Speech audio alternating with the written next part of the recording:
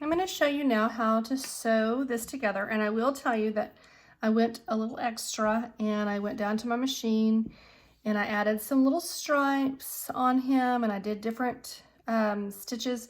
This is all extra, not something that you need to do. Your basic design is going to be a monster shape, some eyes and a mouth, no matter how you put them on.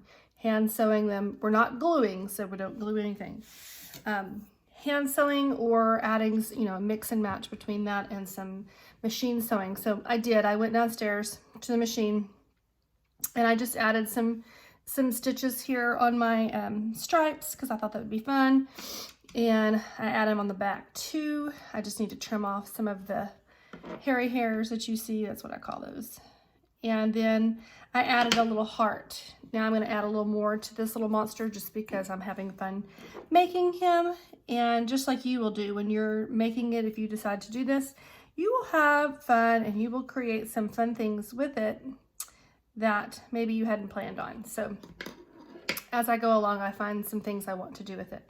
The first thing I want to do right now is I want to put it together, match it all up, matchy-matchy, all the lines, okay?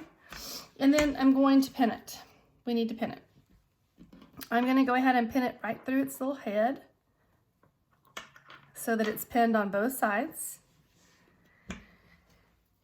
And then for good measure, I'm going to go ahead and come down the side over here and pin, pin, tuck, tuck, there, pin stuck. I don't want the pin hanging over, it gets in my way. And then I'm going to pin one more time. Well, I may do more than one, but let's see what we got here. I'm going to go ahead and pin it here, same place, even. So far I've put 3 pins in, 1 in the head, 2 on the side right here. And I think what I'll do is put 1 in each leg, okay? I'll make sure that's even.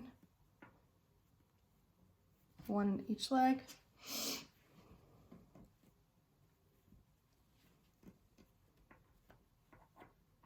Okay, so here's a little thing that you need to know.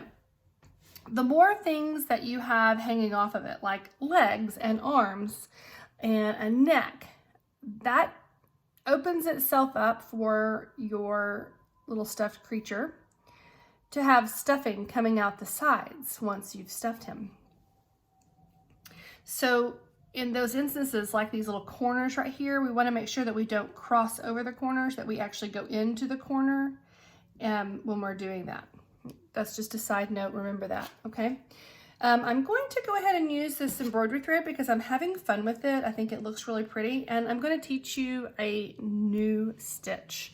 You can do the overcast stitch. In fact, I will show you the overcast stitch right here on this just sample fabric, okay?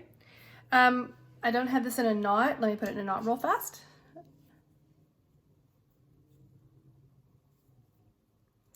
Because I'm going to show you, if I can do it really quick, I'm going to show you how to hide it, how to hide the knot, because you never, ever, ever, ever, ever, ever, ever want to start on the back when you're putting 2 pieces together. You're going to lift up the top layer, okay, and you're going to come underneath so that the knot is on the inside of the 2 pieces of fabric, just like so. And then overcast is what we did on everything else. You come straight up. Sorry, I'm going to turn it this direction. If I can get that to come over there. There we go. And then you cast over. Okay. Now the difference here is that you were going, whoops, I want to be measured to that one.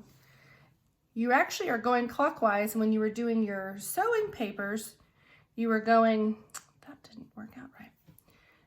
Yeah, it did. You were doing left to right. Now we're going right to left. Okay, don't pull it too tight. Just remember you're using regular thread, cast over, come up through both pieces, but you start going through only one piece, okay? Cast over, skip over a little bit. Remember those little dots, keep that in your mind. Cast over, Okay. So what I want to show you now, let's pretend that I am out of thread. And I'm going to have to, rethread my needle before moving on. So I don't want to tie my knot in the back of my monster. I don't want big knots all over my monster. That would be ugly, right? So we're going to do the same thing we did earlier. We're going to come in underneath to the same little stitch that you just did. And I'm going to poke my little thread through that, kind of tie that off. And then what I like to do, I like to just come underneath and sew straight through a piece of it. And then I cut this off real close so that when everything is finally said and done, I can sort of tug and pull on this and thread just disappears because I want to tuck it inside, okay? You just want that to be tucked inside. You do not want it to be the knot back here, okay? Remember, do everything through the top layer, okay? I'm not sure that made sense, but we will work on that. Okay, now when you're putting your little creature together, you have to leave a space open to stuff it. And I personally believe that leaving the leg space open, I would say like for mine, from the midsection here down to right there at what would be maybe his ankle. I'm going to sew I'm going to go all the way around. I'm going to go counterclockwise and I'm going to stop right here, but I'm going to start right here. So I'm going to have this whole section open and then we can close it off. But remember, we're only going to start underneath the top layer, okay? So that I can hide the little knot that I make inside and it's not ugly on the outside. Okay, so tuck it in. I'm going to show you how to do a blanket stitch. It looks sort of like this. I did it 2 ways on here, so I'm going to show you my interlocking one that I like better the second time. And so when you're looking at it like this, and this is a really nifty little stitch to do if you can get a larger needle, even to do with yarn or even just with this, with the embroidery thread.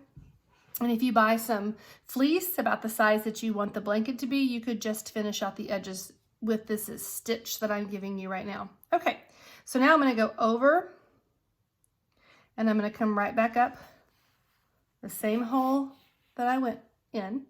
And this time I'm going to come, I don't know if it's hard to see, I'm going to come back and I'm going to come underneath this loop. You'll see it.